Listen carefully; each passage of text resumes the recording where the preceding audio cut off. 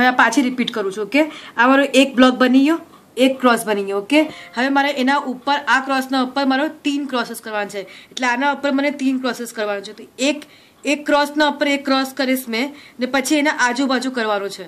Okay, તો જેમ હવે મેં આપ લોકોને બતાવ્યું તો એમ હવે જેમ બતાવ્યું તો આપણે એમ જ કરશો. આ એક ક્રોસને પહેલાં એક ક્રોસ કરવાનું છે, ને એક ક્રોસના પાછી જે ક્રોસ કર્યો અને પછી આપણે એક ક્રોસ કરવાનું છે. તો હવે આપણે એ કેવી રીતે કરશું કે પાછી એ જ મને કાઉન્ટિંગ કરીશ. જો હવે આ મારો સોય જોજો. ઓકે, એટલે 1 2 ને આ 3. તો અહીંયા તો મેં એના ઉપર જઈશ પાછું મારો 1 2 3, એટલે અહીંયા અમે નાખીશ. તો જો અહીંયા આવ્યું 1 2 3 1 2 3, એટલે અહીંયા અમે નાખી દીધું. ઓકે, પછી પાછી ઉપર 1 2 3, એટલે મેં અહીંયા નાખીશ.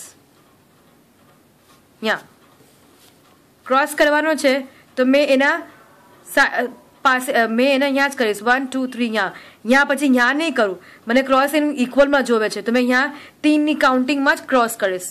આ મારું એક ક્રોસ થઈ ગયું. ઓકે, હવે એ ડિઝાઇનમાં આપણે જોયું ને કે એ સલંગમાં 3 ક્રોસીસ છે, તો પાછી મેં આના સાથે જ લઈશ. જાશે મેં એન કીધું વાસે જ મેં લઈશ.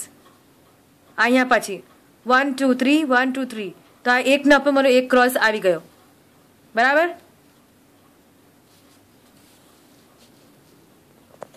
ઓકે, હવે પછી આપનો નીચેના પહેલાંનો એક બ્લોક હતો, અને પછી નીચેના પહેલાંનો એક ક્રોસ હતો, અને એના આમ બે ક્રોસ હતું. તો પાછી મેં એ જ કહીશ કે અહીંયા જાશે મેં એન્ડ કીધું વાસે પાછી મેં સ્ટાર્ટ કરીશ.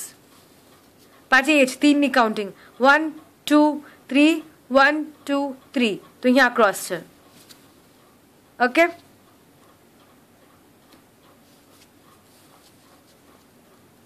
આ મારો ક્રોસ કમ્પ્લીટ થઈ ગયું. તો હવે આ મારું સેકન્ડ લાઇન બી થઈ ગયું. ઓકે, હવે આપણે થર્ડ લાઇન આપણે કરીએ છીએ.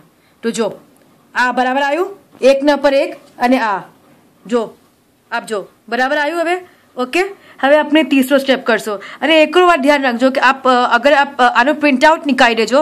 એટલે હમણાં મારા પાસે પ્રિન્ટઆઉટ નથી, તો મેં આપને મોબાઈલ से बताऊँ છું, પણ આપ જે બી ડિઝાઇન લેતા હોય ને તો પ્લીઝ આનો પ્રિન્ટઆઉટ નિકાળી દેજો.